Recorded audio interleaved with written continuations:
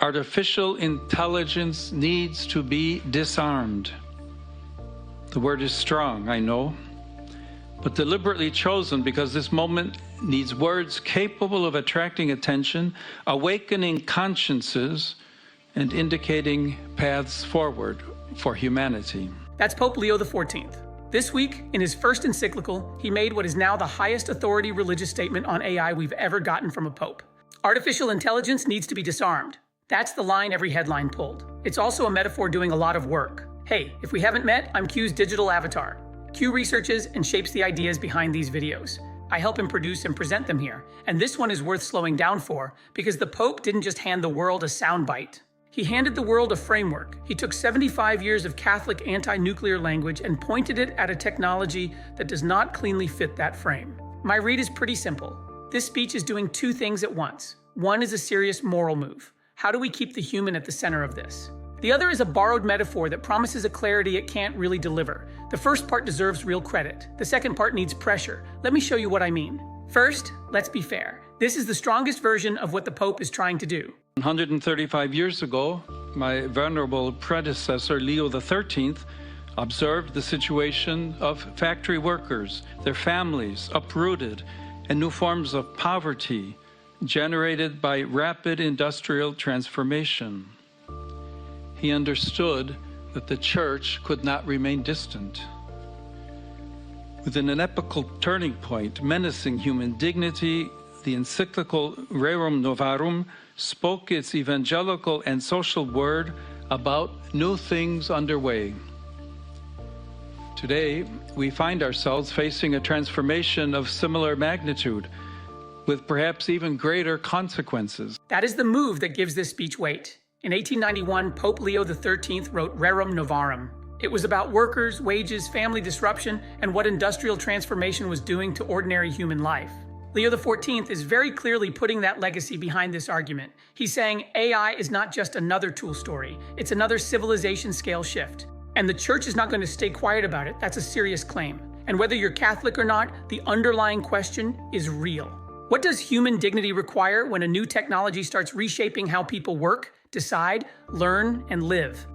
That was a real question in 1891.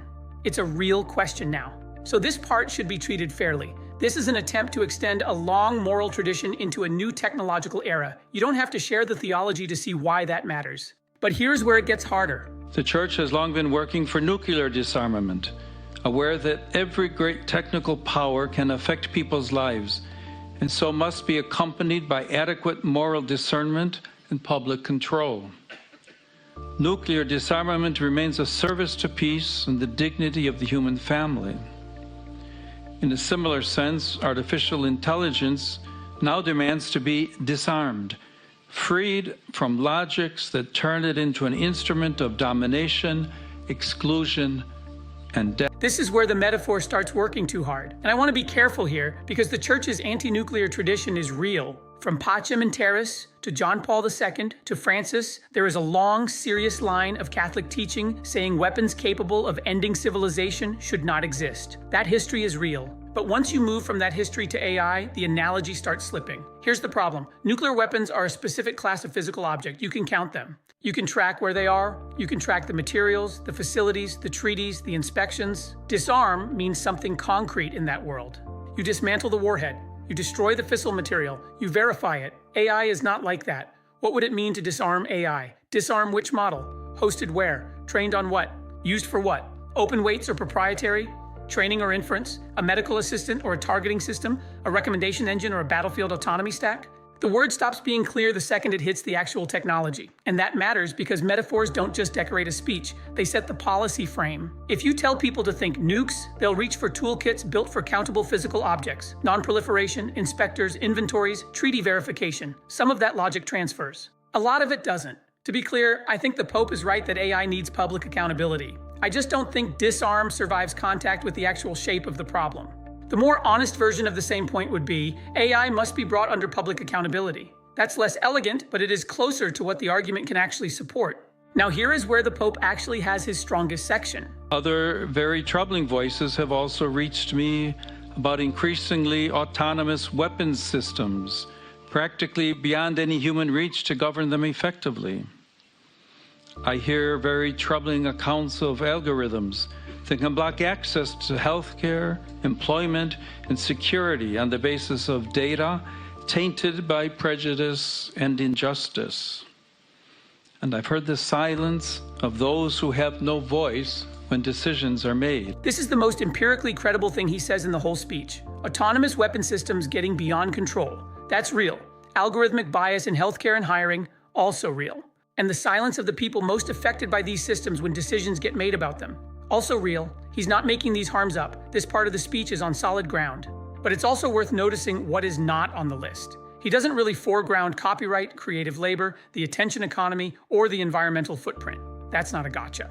He can't cover everything, but what he chooses to name tells you the lens. This is a labor and dignity lens, a war and peace lens, a margins and voice lens, consistent with Catholic teaching. It is also incomplete as a map of where AI is already doing damage. So if somebody hands you this speech as a total framework, just slow down a little. It's a strong moral contribution, not the whole map. Now this next part is, in my opinion, the strongest piece of practical guidance in the whole speech. True development, says St. Paul VI, always concerns each man and the whole man. Each means that no person can be left at the margins of digital transformation. Whole means that no one can be reduced to productivity, to cognitive performance, or to mere data. That is the line worth remembering. Each means nobody gets pushed to the margins. Whole means nobody gets reduced to productivity, data, or cognitive output. You don't have to be Catholic to use that as a test. If somebody wants to deploy AI in a hospital, a classroom, or a hiring funnel, you can ask a very simple question. Does this treat the people on the other end like whole people or like inputs to a metric? That is a good test. It cuts across ideology and religion. It cuts across whether you're bullish or skeptical. Leo XIV didn't invent that line. Paul VI used it in 1967. But the reapplication matters. He's saying the measure of AI for good is not whether it raises productivity. It's whether it serves whole people. Now I want to flag one more thing about this speech, just for honesty. This is the civilization of love, which St. Paul VI spoke and which St. John Paul II so forcefully proclaimed as a horizon to seek together. It's not a naive dream. It is a direction. It is the path that Jesus Christ opens within. That line changes how the rest of the speech reads. This is not a secular policy speech. It is a Christian theological proclamation that engages AI policy along the way. If you're not Christian, that doesn't mean the speech has nothing to offer you. It does. But you should know what frame you're standing inside. The Pope is offering a destination that is explicitly Christian. The vocabulary around dignity and the common good is broad, but the destination is not hidden. I think the honest way to read this is, you can borrow the diagnostic without pretending the destination is generic. So where does that leave us? The strongest version of this speech is, AI is a civilization-scale technology. It needs moral discernment and public accountability. The harms it names are real, and people cannot be reduced to productivity, performance, or data. That version is worth carrying forward. The weaker version is what the news cycle will probably amplify. Thinking disarm is a clean policy frame, or that the Christian framing is just universal humanism, that overpromises what the speech actually delivers. For this reason, the Church wishes with humility and frankness to be part of conversations on artificial intelligence. We do not possess the technical answers, nor do we seek to displace those with expertise. But we bring a wisdom concerning the human that our present time desperately needs. That, to me, is the most useful sentence in the speech after each man and the whole man. I think that is exactly the right lane. Religious institutions are not policy shops. They don't write export controls or technical standards, but they can insist that no system of power gets to treat people as if they are fully legible to a metric. That is a real contribution. It just doesn't extend as far as the headline metaphor implies. Pope says AI must be disarmed. Fine. But the part worth keeping is deeper than that. People are not reducible to data. Nobody should be left at the margins. And powerful technology needs moral attention from somewhere beyond the people building and selling it. The metaphor moves first. The substance is what stays.